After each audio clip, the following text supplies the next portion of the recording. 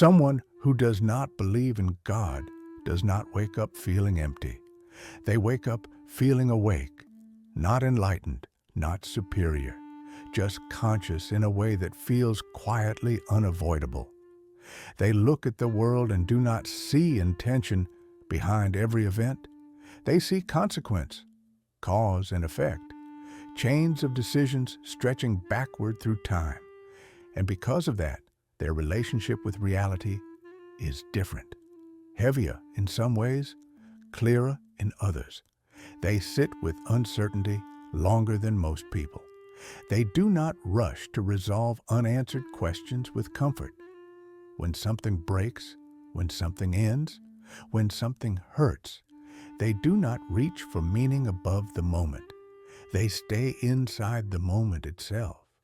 And that requires a specific kind of psychological endurance. People often assume that disbelief is rooted in rebellion, bitterness, or arrogance. But for many, it begins with honesty, an internal refusal to pretend certainty where none is felt. A decision, sometimes painful, to admit, I don't know, and to live with that not as a weakness, but as a condition of being human. Someone without belief does not outsource responsibility. There is no cosmic plan to lean on when things go wrong, no divine will to explain injustice. When something terrible happens, it does not become part of a greater design. It is simply tragedy, and that forces a different internal architecture. Psychologically, this creates weight. Because if there is no higher power managing outcomes, then meaning must be constructed, not received. Values must be chosen, not inherited. Ethics must be examined, not assumed, and life must be lived without the safety net of eternal resolution.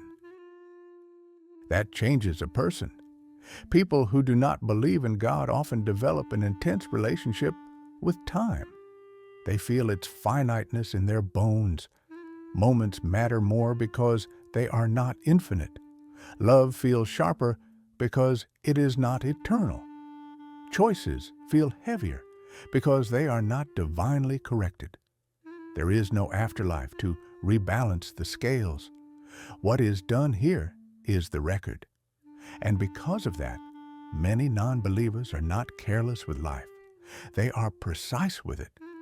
They understand that meaning is fragile, that happiness is not guaranteed, that justice is not automatic. And so they build their moral framework from empathy rather than commandment, from consequence rather than obedience. Psychologists note that when belief in external authority is absent, the mind compensates by strengthening internal accountability. You become your own witness, your own judge, your own source of coherence, and that can be exhausting. Because when things fall apart, there is no one to blame and no one to surrender the weight to. You carry it yourself. You process grief without promises. You face death without metaphysical buffers. You experience awe without attributing it upward. And yet, strangely, this often leads not to coldness, but to tenderness. People without belief frequently develop a deep respect for human fragility. They know that this life is all anyone gets, and that knowledge changes how they treat suffering. Pain is not a test. It is not a lesson sent from above. It is something to be reduced, not justified.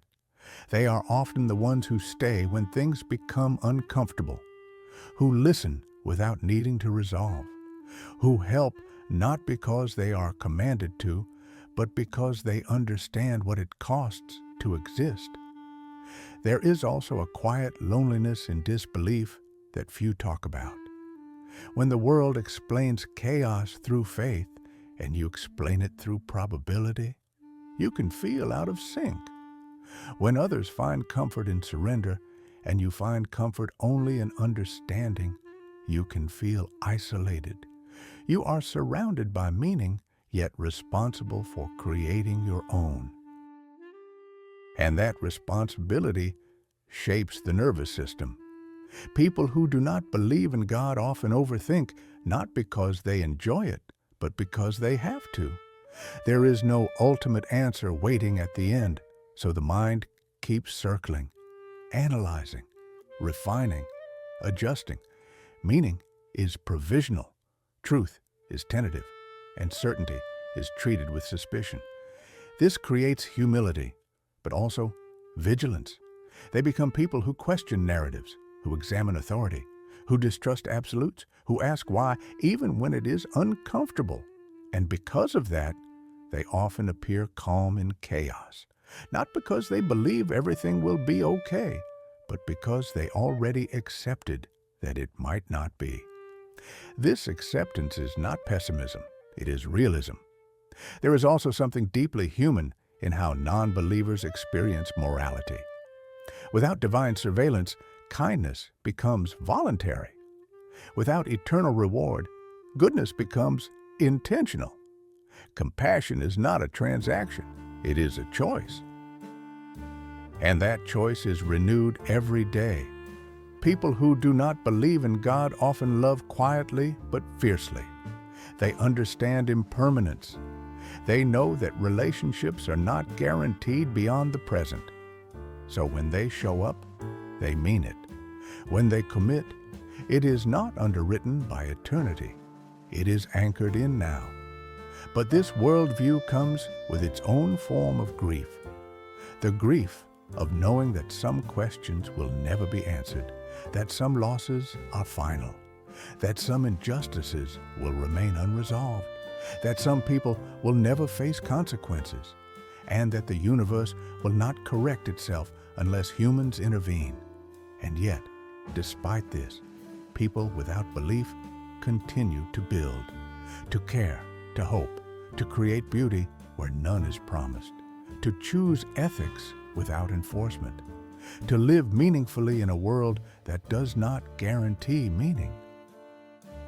There is strength in that, not loud strength, not defiant strength, but grounded strength, the kind that does not rely on external validation, the kind that accepts uncertainty and still moves forward. People often say that faith gives life meaning, but for those who do not believe, meaning is not given. It is made, crafted through attention, through responsibility, through awareness, through love that is not eternal, but real. And perhaps the most misunderstood part of all is this: disbelief is not emptiness. It is presence. Presence with reality as it is. Presence with uncertainty. Presence with responsibility. Presence with the understanding that if there is no higher power watching over us, then what we do to each other matters even more. People who do not believe in God do not live without wonder. They just locate it differently, in consciousness, in existence itself, in the improbable fact of being alive at all, in the fragile, fleeting, unrepeatable experience of being human. And that awareness, heavy as it can be, also becomes their quiet power. Because when you know that this life is not a rehearsal, you learn to treat it with care. When you know there is no cosmic safety net, you become one for others. When you know meaning is not guaranteed, you protect it wherever you find it. And in that way, people who do not believe in God are not lost. They are awake.